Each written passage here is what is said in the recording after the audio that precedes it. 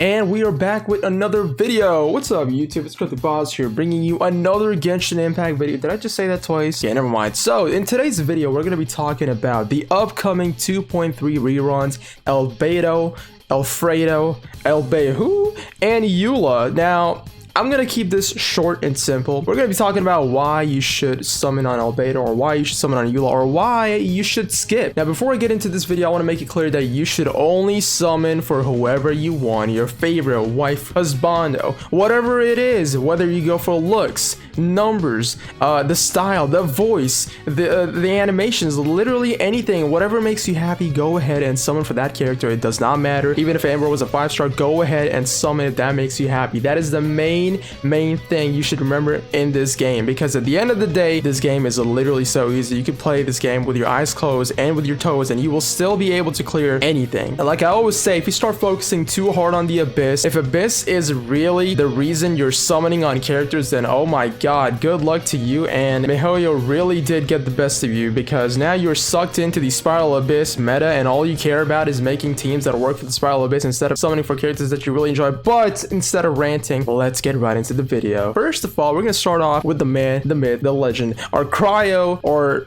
Geo? Cryo? Geo? Okay, I don't know what he is now, but we're gonna start off with Albedo. The biggest thing when it comes to making a decision between Albedo and Eula is that Albedo is, in fact, very cheap to build. You gotta keep in mind. And, you know, if you are bad on resources, or if you're just a new player, if you have, you know, not enough artifacts, or you're not in the end game, then Albedo can be a really good choice, because all he needs is basically artifacts with defense. That's basically what you need. And let's be honest, we have a ton of those. We all have some godly artifact rolls that only roll on defense, or at least I do. The second big thing is that not only is he low investment, Albedo being a low investment basically stems from the fact that he actually uses a 3-star weapon called the Harbinger of Dawn. Now, this weapon is so free. Literally, it's so easy to attain, and I'm pretty sure all of you guys have it R5. It's just a 3-star weapon, and you slap it on Albedo and you're good to go. But here's the thing. In 2.3, we're getting a new event. Now, this new event is going to have a new sword, and let's just say it's going to scale off defense and have a defense stat. Let's just assume, you know, according to my humble prediction, let's just say that might become the best in slot weapon, and being an event weapon, you can definitely R5 it. So that already gives you another thing, a new weapon, in fact, being the best in slot weapon, R5, 4-star for Albedo. You won't have to worry about his best in slot weapon, because you will have it if you're starting Genshin Impact right now, or even, you know, you're just going to be playing Genshin Impact around 2.3, you're gonna get his best in slot weapon, and you will also get a new artifact domain, which is also going to be, once again, best in slot weapon. It's like miHoYo is trying their absolute best to sell us their Walmart version of Eren Yeager. Now, the reason I say that is because, you know, his hairstyle, but we're not gonna get into that. Moving on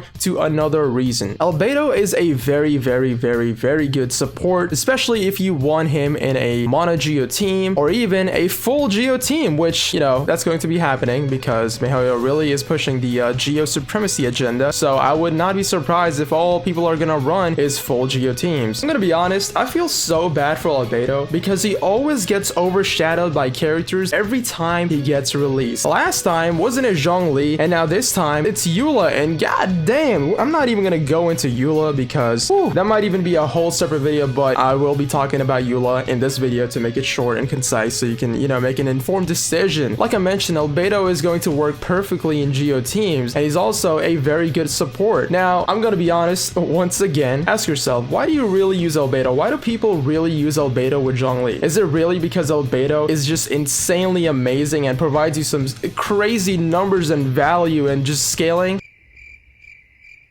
No, we use Albedo because of the Geo resonance, alright? That's literally the only purpose why people use Albedo, and we inhale a bit of copium to, you know, say that, oh, his abilities are actually amazing. Now, granted, he's a really good off-field support. His E is amazing. Basically, the amount of screen time Albedo is going to be getting while you're playing him on screen is equivalent to how many voice lines we hear for the Traveler. It's basically going to be like 5%, literally, or maybe 10 at max. So, Geo resonance is a really big thing. Albedo and Zhongli are just such a great team. Moving onwards, we're gonna be getting 2 more Geo characters, being Goru and Ito. So you could just pull for Ito and also get Goru, and there you go. There's your Geo resonance. You could literally slap Goru even with Zhongli. Who cares? It doesn't matter. This game is so easy. Once again, play whoever you want. But if you want to be a meta slave, then Albedo is actually also really good. He is going to be the top tier first pick when it comes to a Geo team. He still is, and he will continue to be, because he offers so much utility. He's a great off-field support. He's just going to give you that unlimited uptime on ultimates. Now, moving on to Mommy Eula. In 2.3, Eula is coming, and so am I. Okay, I'm gonna stop there.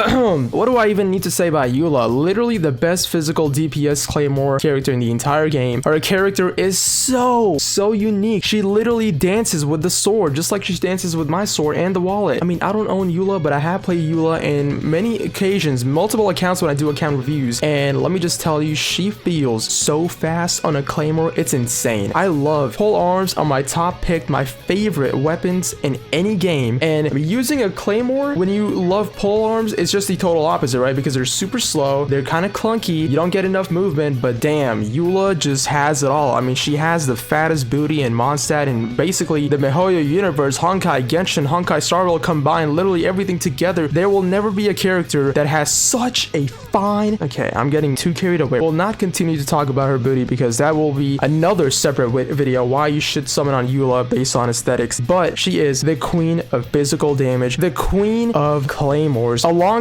the king of claymores coming as well, Aratagi Ito, who I'm sure is going to be insane, but he's Geo, and Geo doesn't really react with anything, and of course we just have to wait for Ito's scaling because, you know, he might even be super busted, even more than Eula, but who cares? You know, we're talking about Eula the queen, okay? This is going to be our only chance, if not one of the only chances in the far future to get Eula, and I think getting Eula, at least for me, is just a way better pick than getting Albedo. Now, you should always go for characters you truly like. Let's just say that I'm being biased and I'm telling you guys to go for whoever you want. You could also go for characters you think fit in the meta. If you really love meta and if you want to build the most optimal team in Genshin Impact, the most high-end perfect Geo resonance, then go ahead, go get Albedo. He's great, he's not bad. But if you put Albedo and Eula in front of me together, it's just a no-brainer. Eula is just up there. I'm not gonna lie, Eula is also very high investment. I mean, I spent almost like what, 4 days, as well as 5 fragile resins in the Pale Flame domain. I literally did not get a single good artifact. The only thing I got was a super copium Pale Flame flower, and even that, it was terrible. Now, Eula does require a lot of investment. In fact, you would probably have to almost crown her ultimate too, because the scaling on that thing is insane, and it's basically one of the best nukes in the entire game. So in the long run, if you are willing to invest in Eula, high-end investment, you know, level 81 her, you know, a lot of talents, a lot of great artifacts, you do need a bunch of crit, don't forget, you do need a lot of crit, then go ahead. Now, Eula also has a lot of free-to-play options when it comes to weapons, just like Albedo, so in that sense, they're both amazing. It really boils down to what you need because they're very different. Albedo's a support, Eula is an on-field DPS, whereas Albedo is an off-field support. So if you really want that physical carry, that one absolute fine woman in your team with the best booty in Genshin Impact, then go ahead. On the other hand, if you want a really top-tier support, in fact,